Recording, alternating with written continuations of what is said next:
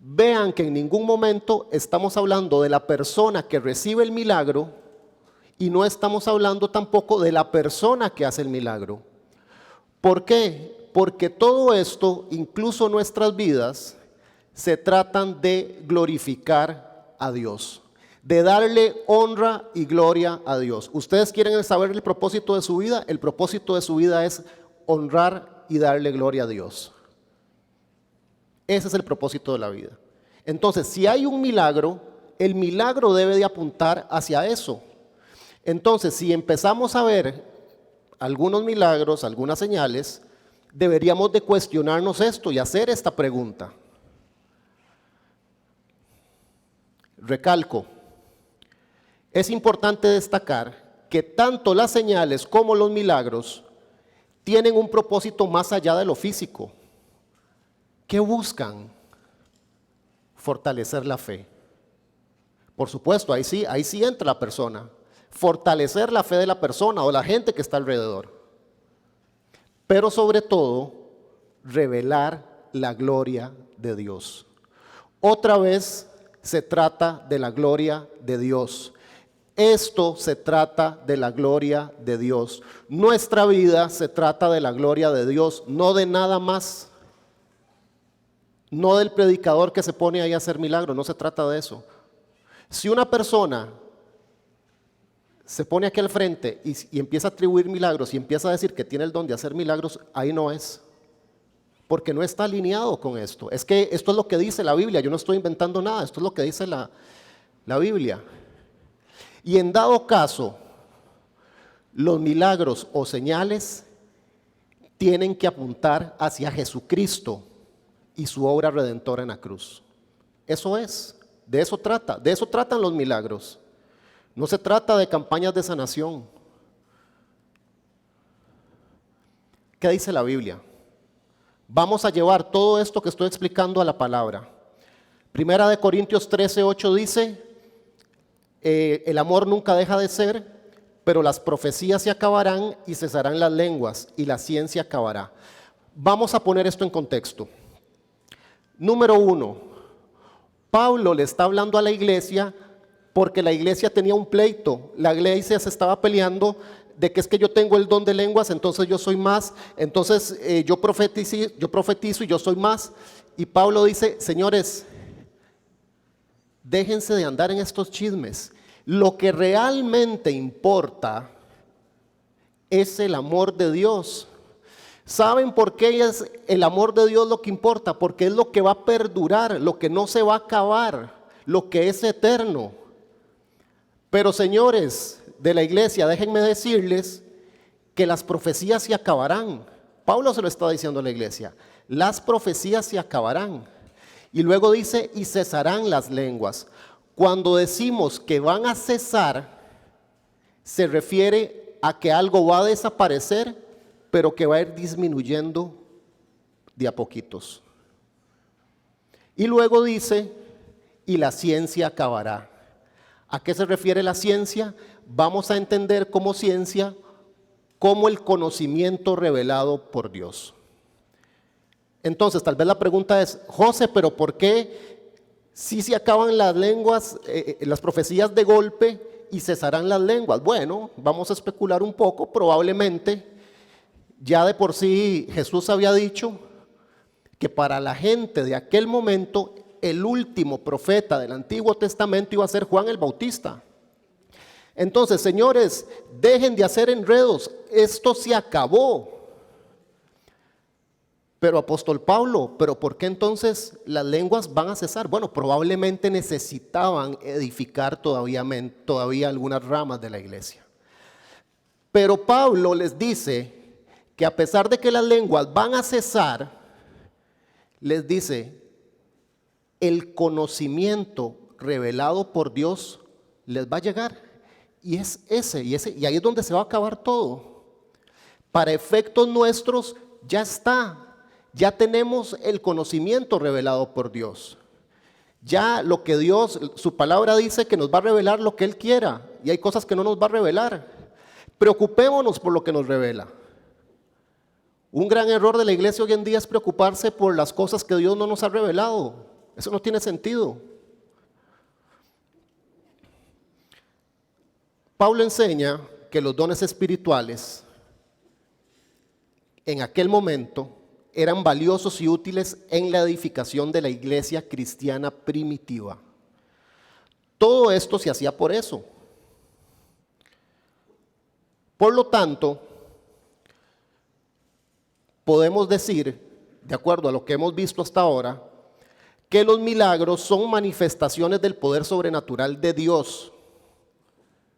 Los milagros son realizados exclusivamente por Dios para su honra y su gloria, y son un testimonio vivo de su presencia y de su poder a lo largo y ancho del mundo.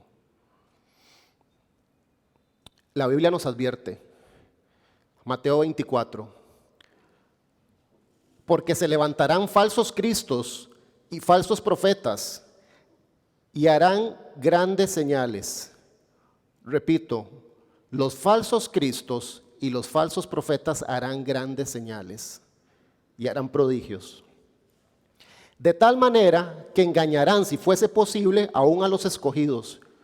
Los falsos cristos y los falsos profetas van a engañar a la iglesia de Cristo. Él lo está advirtiendo. Llamemos ahora a Pedro, mano derecha de Jesús. Pedro, ¿qué tenés que decirnos en relación a este tema? Pedro nos dice, hubo también falsos profetas entre el pueblo, como habrá entre vosotros falsos maestros. Repito, Pedro le está diciendo que en la iglesia habrá falsos maestros, que dice que van a introducir solapadamente herejías, o sea, van a torcer la doctrina y aún negarán al Señor que los rescató. ¿Por qué? Porque lo que está diciendo aquí Pedro es, estén atentos, no pongan sus ojos en ídolos, no pongan sus ojos en pastores, no pongan sus ojos en ninguna otra cosa que no sea la honra y la gloria de Dios y de Jesús. Es que lo está advirtiendo, estamos siendo advertidos. Pablo, ¿qué tiene que decir al respecto? Ya vimos lo que dijo Mateo, ya vimos lo que dijo Pedro, vamos a ver qué dice Pablo. Porque los tales son falsos apóstoles, obreros fraudulentos que se disfrazan como apóstoles de Cristo. Y no es maravilla, porque el mismo Satanás se disfraza como ángel de luz. Así que no es extraño si también sus ministros se disfrazan como ministros de justicia, cuyo fin será conforme a sus obras. Cuando ustedes vean una señal o un milagro apuntando a una obra, yo hice, Dios me dijo que dijera, ahí no es. La Biblia lo dice, ahí no es. Falsos apóstoles. Vamos a aclarar este tema desde el punto bíblico. Apóstol es el que fue instruido por Jesús y lo vio resucitado. Punto. Cualquiera que se llame apóstol está siendo un mentiroso.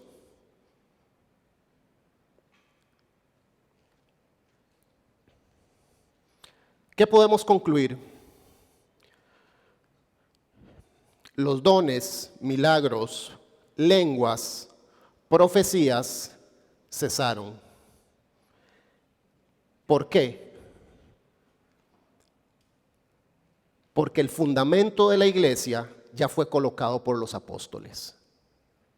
Entonces, milagros, lenguas, profecías y dones eran fundamentales en aquella época. Por supuesto que sí. Porque primeramente Dios los utilizó para hacer su pueblo, para proteger a su pueblo, a Israel, y después para edificar su iglesia. Por eso es que Jesús le transmite dones a sus apóstoles. Y cuando ya eso queda edificado y ya se hizo el trabajo, listo, el propósito fue cumplido, no hay más. Efesios 2 dice, edificado sobre el fundamento de los apóstoles y profetas, siendo la principal piedra del ángulo Jesucristo mismo. Todo vuelve a Cristo. Todo vuelve a Dios. Todo es para honra y gloria de Dios. Repito, no para el pastor que está ahí haciendo o hablando en lenguas. No se trata de la persona que fue sanada. Se trata de darle la gloria a Dios. Y como dijo Rolando ahora, no es que Dios no pueda hacer milagros. Por supuesto que va a hacer milagros. Dios es soberano y va a hacer lo que le dé la gana, cuando quiera y como quiera. Pero no de esta manera, porque Dios ya cumplió su propósito en las Escrituras. Vamos a ver algunos ejemplos de milagros y vamos a repasar rápidamente algunos milagros y algunos grandes nombres del Antiguo Testamento y a lo largo de la Biblia. Moisés, en el Antiguo Testamento, dividió el Mar Rojo. Ahí vemos a Moisés en acción. Y después vemos la liberación del agua de una roca, entre los milagros que hizo Moisés. Si yo fuera uno de estos predicadores, yo le tendría pánico a Éxodo 17, 5, 6. ¿Por qué? Porque Moisés se atribuyó la gloria, golpeó la roca y dijo, es que hemos hecho este milagro. Estoy parafraseando el versículo. Entonces Dios dijo, ¿con qué hemos hecho? Hemos hecho. Señores, Dios no comparte su gloria con absolutamente nadie. No la comparte. Entonces, ¿quién soy yo para pararme aquí al frente y decir que voy a declarar, a decretar o a hacer tal cosa? Dios no cumple, Dios no comparte su gloria. Es uno de sus atributos, es un Dios celoso. Yo tendría pánico de leer esto y saber que hago esas cosas. Elías realizó milagros como la multiplicación de harina y aceite y le devolvió la vida al hijo de una viuda. ¿Por qué se hacían estas cosas en esta época? Por una sencilla razón. Dios está construyendo el pueblo de Israel. Dios lo está construyendo. Y era necesario en esa época que Dios respaldara a sus profetas. Era indispensable. Y el profeta tenía la característica de lo que decía, sucedía. O sea, no había profeta que unas sí las pegaba y otras no las pegaba. No, eso no existe.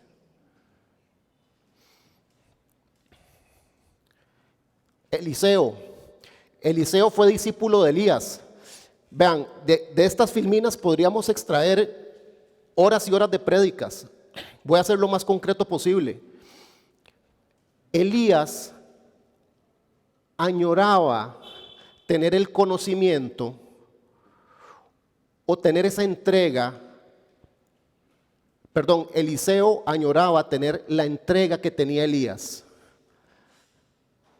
Lo añoraba con todo su corazón. Y él decía, yo quiero eso que tú tienes. Y su corazón fue tan honesto con Dios, que Dios se lo concedió. Y purificó aguas. Y también trajo otro niño a la vida. Samuel realizó milagros como la lluvia del trueno en tiempo de cosecha. Esta historia de Samuel es extraordinaria,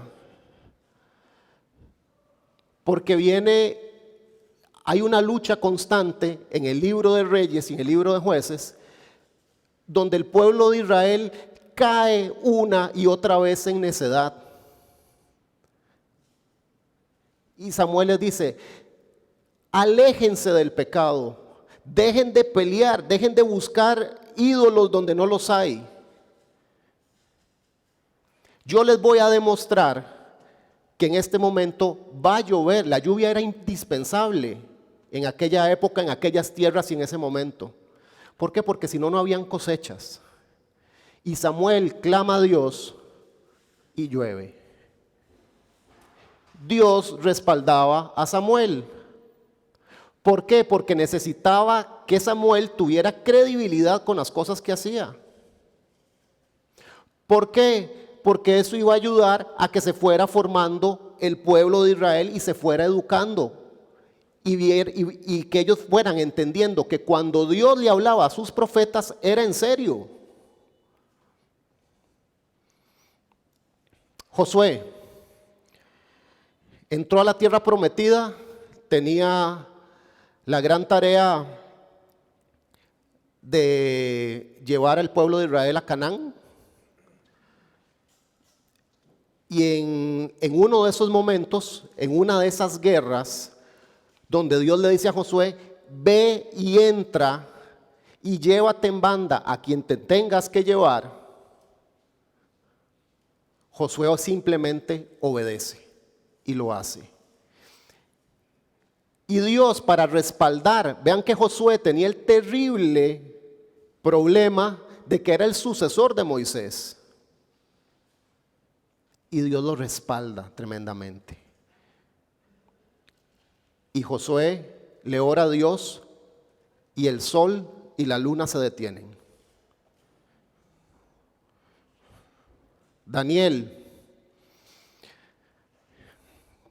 ¿qué decir de Daniel? Daniel le tenían envidia, el resumen ejecutivo es, le tenían envidia, le tendieron una trampa política, lo metieron en una cueva con leones. Dios no permitió que le pasara nada a Daniel. A partir de este suceso, Daniel escribe un montón de profecías y Dios lo consagra como un profeta. Imagínense que no, si los leones se hubieran comido a Daniel, no tendríamos las profecías de las 7 semanas de Daniel. No las tendríamos. O sea, el canon bíblico estaría incompleto. Jesús, Hijo de Dios, señales por doquier que apuntan a que Él es el Mesías. Los apóstoles, Pedro y Pablo, también realizaron milagros. Por ejemplo, Pedro sanó a un hombre cojo y Pablo realizó milagros de sanidad, impulsión de espíritus malignos, etcétera, etcétera. Y todo esto porque Jesús se los ordenó y les dio potestad.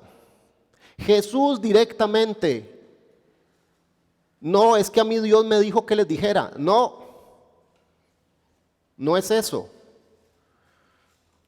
Toda esta lista que acabamos de repasar, cada uno de estos milagros tenía un propósito específico en la historia bíblica y en la manifestación del poder de Dios. Estimados amigos, nuevamente esto se trata de la honra y de la gloria de Dios. Nada más. Eventos sobrenaturales. He escogido algunos claves, como por ejemplo la resurrección de Jesús.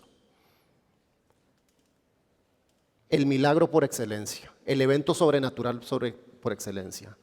¿Por qué? Porque aquí descansa toda la fe del cristianismo. Sin esto no hay cristianismo. Y Jesús fue el único que se atrevió a decir que iba a resucitar al tercer día. Pentecostés. ¿Por qué Pentecostés es tan importante?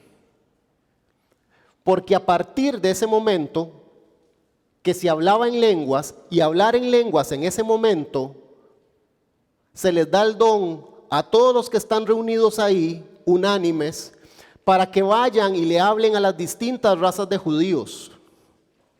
¿Por qué? Porque la palabra de Dios tenía que correr.